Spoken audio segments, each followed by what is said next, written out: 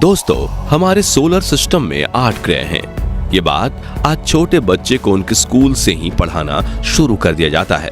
लेकिन क्या आप जानते हैं, हमारा सोलर सिस्टम हमेशा से ऐसा नहीं था। दरअसल साल 2006 तक हमारे सौर मंडल के 8 नहीं बल्कि 9 ग्रह हुआ करते थे। ये 9वां ग्रह था प्लूटो, जो हमारे सूर्य से 7.3 अरब किलोमीटर दूर है। ये इतना ज्यादा दूर है कि सूर्य के प्रकाश को भी इस ग्रह तक पहुंचने में 5.5 से 6.5 घंटे तक का समय लगता है। यही वजह है कि प्लूटो को आज भी हमारे सोलर सिस्टम की एक बेहद रहस्यमय दुनिया माना जाता है। तो प्लूटो की इस अंधेरी दुनिया में कौन कौन से रहस्य छुपे हैं? क्या यहाँ जीवन संभव हो सकता है? और कैसी है प्लूटो की ये भयानक दुनिया? इन सब सवालों के जवाब आज हम आपको देने वाले हैं। साथ ही आपको बताएंगे कि प्लूटो को सौर मंडल के ग्रहों की श्रेणी से आखिर क्यों निकाल दिया गया था। इसलिए वीडियो को अंत तक जरूर देखिएगा। साथ ही अगर आप चैनल पर नए हैं तो इसे सब्सक्राइब भी जरूर करें। दोस्तों, प्लूटो हमेशा से ही हमारे सौर मंडल में शामिल नहीं था, बल्कि इसकी खोज से पहले सोलर सिस्टम में सिर्फ 8 ग्रह ही मौजूद थे। लेकिन आज से 93 वर्ष पहले कुछ ऐसा हुआ जिसने इन ग्रहों की संख्या 8 से बढ़ाकर 9 कर दी। दरअसल 18 फरवरी 1930 के दिन एक अमेरिकी खगोल शास्त्री क्लाइड टमारबा ने सौर मंडल के अंदर एक नए ग्रह की खोज की, और यह नया ग्रह कोई और नहीं बल्कि प्लूटो ही था। यह इंसानों द्वारा क्यूपर बेल्ट में खोजा गया सबसे पहला ऑब्जेक्ट था, इसलिए भी यह खोज बहुत ज्यादा खास थी। इस तरह प्लूटो की खोज के बाद हमारे सौर मंडल के ग्रहों की संख्या 9 हो गई। हालांकि कुछ वैज्ञानिक शुरुआत से ही प्लूटो को एक प्लेनेट का दर्जा देने के खिलाफ थे। अब ऐसा क्यों था, ये हम आपको वीडियो में आगे बताएंगे। लेकिन चलिए उससे पहले जरा प्लूटो के बारे में जानते हैं और आपको इस ग्रह की एक सैर कराते हैं। दोस्तों, प्लूटो की कक्षा काफी ज्यादा अंडाकार है, यानी ये सूर्य का चक्कर गोल गोल घूमने की जगह अंडाकार घूमते हुए लगाता है। यही वजह है कि प्लूटो अपने ऑर्बिट में कभी तो नेपच्यून के बहुत पास आ जाता है तो कभी बहुत दूर। इसीलिए प्लूटो की सूर्य से दूरी भी घटती बढ़ती रहती है, जो न्यूनतम 4.5 अरब और अधिकतम 7.3 अरब किलोमीटर तक पहुंच जाती है। साथ ही पृथ्वी से इसकी दूरी करीब 5 अरब किलोमीटर है। प्लूटो को सूर्य का एक पूरा चक्कर लगाने में पृथ्वी के तकरीबन 248 साल जितना समय लगता है। यानी प्लूटो पर एक साल हमारी पृथ्वी के 248 साल के बराबर होता है। वहीं दिन की बात करें तो प्लूटो पर एक दिन 153 घंटे का होता है। दोस्तों, प्लूटो हमारे सौर मंडल में मौजूद बाकी सभी ग्रहों से काफी छोटा है, यहाँ तक कि ये हमारे चंद्रमा से भी छोटा है। दरअसल प्लूटो का कुल मास हमारे चंद्रमा के मास का सिर्फ 1/6 है। प्लूटो की खोज से पहले सौर मंडल का सबसे छोटा ग्रह मरकरी यानी बुध को माना जाता था। लेकिन प्लूटो इतना छोटा है कि इसका आकार बुध के आधे से भी कम है। यही वजह थी कि बहुत सारे वैज्ञानिक प्लूटो को एक ग्रह का दर्जा देने के खिलाफ थे। उन्हें शक था कि कहीं ये नेपच्यून यानी वरुण ग्रह से बिछड़ा हुआ कोई उसका उपग्रह तो नहीं है, या फिर कोई मामूली खगोलीय पिंड जिनके अंतरिक्ष में कोई कमी नहीं है। और उनका ये शक 90 के दशक में और भी ज्यादा मजबूत हो गया। दरअसल इस दौरान वैज्ञानिकों को नेपच्यून ग्रह के पार जाकर अंतरिक्ष में कई ऐसे खगोलीय पिंड दिखाई दिए जो काफी हद तक प्लूटो से मेल खाते थे। गहराई से रिसर्च करने पर पता चला कि सौर मंडल में नेपच्यून के पार जाकर इस तरह के खगोलीय पिंडों का एक बेहद विशाल घेरा है, जिसे क्यूपर बेल्ट नाम दिया गया, और प्लूटो भी इन्हीं लाखों करोड़ों खगोलीय पिंडों में से एक है।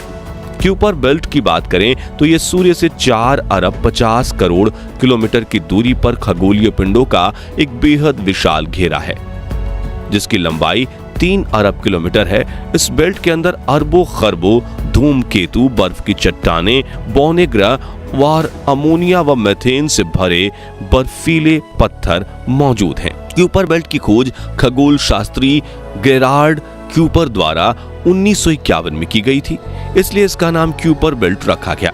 अब वैसे तो क्यूपर बेल्ट को काफी पहले ही खोज लिया गया था, लेकिन इसके अंदर कैसे कैसे ऑब्जेक्ट मौजूद हैं, ये वैज्ञानिकों को बहुत समय बाद जाकर पता चला। उदाहरण के लिए 2002 में वैज्ञानिकों ने इस बेल्ट में क्वाड्रूर नाम के खगोलीय पिंड की खोज की, जो आकार में प्लूटो से लगभग आधा था, लेकिन इसकी बाकी सारी चीजें जैसे वायुमंडल और टेम्परेचर वगैरह प्लूटो से मेल खा रही थीं। आपको बता दें कि 2006 में प्लूटो से ग्रह का दर्जा छीनने से पहले क्वाड्रूर को सौर मंडल का 10वां ग्रह बताने की बात चली थी।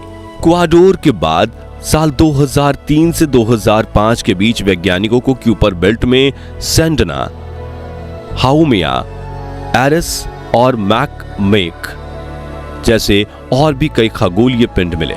इन पिंडों की सारी प्रॉपर्टीज प्लूटो से एकदम मेल खा रही थी और इनमें से कई का आकार प्लूटो के बराबर या उससे बड़ा था। अब इन पिंडों की खोज ने वैज्ञानिकों के बीच एक बहस शुरू कर दी। इसमें सवाल यह था कि क्या इन सभी पिंडों को प्लूटो की तरह ग्रह का दर्जा दिया जाए। अगर ऐसा है तो क्यूपर बेल्ट में और भी ना जाने कितने ऐसे खगोलीय पिंड मौजूद हैं।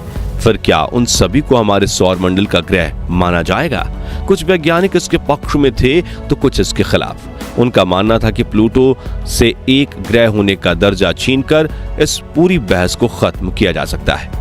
इस सारे विवाद को देखते हुए IAU यानी अंतर्राष्ट्रीय खगोलीय संघ ने ग्रह की परिभाषा को ही बदल दिया। उन्होंने 24 अगस्त 2006 के दिन करीब 2500 वैज्ञानिकों के साथ एक मीटिंग इवेंट करके यह तय किया कि किसी भी खगोलीय पिंड या ऑब्जेक्ट को ग्रह होने के लिए 3 क्राइटेरिया को फुलफिल करना होगा। इसमें पहला था कि वो पिंड गोल होना चाहिए, दूसरा था कि वो अपने स्टार का चक्कर लगाना चाहिए। इन दोनों ही क्राइटेरिया में प्लूटो एकदम खरा उतर रहा था, क्योंकि वो आकार में गोल भी था और सूर्य का चक्कर भी लगाता था। लेकिन तीसरे क्राइटेरिया में प्लूटो मात खा गया। दरअसल तीसरा नियम यह था कि वो आकाशीय पिंड अपने आसपास के एरिया को साफ रखे। इसका मतलब यह है कि इस ग्रह के आसपास कोई भी खगोलीय पिंड मौजूद ना रहे, और अगर हो भी तो ये एक सीमित घेरे में उसे के चक्कर लगाएं, जैसा कि चंद्रमा पृथ्वी के लगाता है। प्लूटो इस तीसरे क्राइटेरिया को पूरा करने में विफल हो गया, क्योंकि उसके चारों तरफ कई सारे खगोलीय पिंड आजादी से घूमते हैं। इस तरह 24 अगस्त 2006 को अंतर्राष्ट्रीय खगोलीय संघ की उस मीटिंग के दौरान प्लूटो से एक ग्रह होने का दर्जा छीन लिया गया और इसे एक डॉर्फ प्लैनेट यानी बौना ग्रह घोषित कर दिया गया। साथ ही क्यूपर बेल्ट में मौजूद सभी आकाशीय पिंडों को ट्रांस नेपट्यून ऑब्जेक्ट्स यानी TNO मान लिया गया।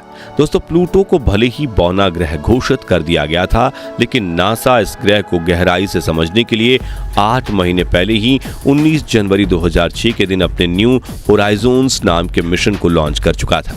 यह इतिहास का पहला मिशन था जो प्लूटो पर भेजा गया। अब जैसा कि हमने आपको बताया, प्लूटो हमारी पृथ्वी से 5 बिलियन किलोमीटर दूर है, इसलिए न्यू होराइजन्स को इसके करीब पहुंचने में 9 साल से ज्यादा का समय लग गया। हालांकि न्यू होराइजन्स ने 20 करोड़ 30 लाख किलोमीटर की दूरी से ही इसके फोटोज खींचकर हमें भेजना शुरू कर दिया था, जिन्हें आप इस समय अपनी स्क्रीन पर देख रहे हैं। ये तस्वीरें बेहद चौंकाने वाली थीं, क्योंकि इससे पहले हमने प्लूटो को इतने डिटेल में कभी नहीं देखा था। फिर 14 जुलाई 2015 वह दिन आया जब न्यू होराइजन्स प्लूटो के सबसे पास से गुजरा। आपको बता दें कि उस समय प्लूटो से उसकी दूरी मात्र 12,500 किलोमीटर थी, और यहाँ से न्यू होराइजन्स ने प्लूटो की जो तस्वीर हमें भेजी, उन्हें देखकर हर कोई हक्का बक्का रह गया। वैज्ञानिकों को पहली बार पता चला कि प्लूटो की दुनिया कैसी है। यहाँ बर्फ के कितने बड़े बड़े मैदान हैं, इसकी सतह कितनी ऊबड़ खाबड़ है, और यहाँ चट्टान व पहाड़ों से बनी कैसी कैसी घाटियां हैं। हम इंसान पहली बार प्लूटो को इतना करीब से देख रहे थे, और इसने हमें अपनी सुंदरता से मोहित करने में कोई कसर नहीं छोड़ी। दोस्तों, नासा का न्यू होराइजन्स मिशन पूरी तरह से सफल रहा, जिसमें न सिर्फ इसने प्लूटो के रहस्यों से पर्दा हटाया, बल्कि करोड़ों किलोमीटर आगे जाकर अल्टीमा थूले नाम के खगोलीय पिंड से भी हमें रूबरू कराया। आपको बता दें कि न्यू होराइजन्स अभी भी बेहद तेज गति से आगे बढ़ रहा है, और अगर इसके सामने कोई रुकावट नहीं आई तो साल 2043 में वॉयेजर 1 और 2 की तरह ये भी हमारे सोलर सिस्टम को पार करके इंटरस्टेलर स्पेस में पहुंच जाएगा। तो दोस्तों, आपको प्लूटो की ये रहस्यमयी दुनिया कैसी लगी, हमें कमेंट करके जरूर बताएं। बाकी हमारी आज की इस वीडियो में बस इतना ही था। वीडियो अच्छी लगी हो तो इसे लाइक और शेयर जरूर करना, और अगर आप हमारे फेसबुक पेज पर नए हैं तो पेज को फॉलो भी जरूर करें। मिलते हैं जल्दी ही एक और ही इंटरेस्टिंग वीडियो में, तब तक के लिए गुड बाय, जय हिंद।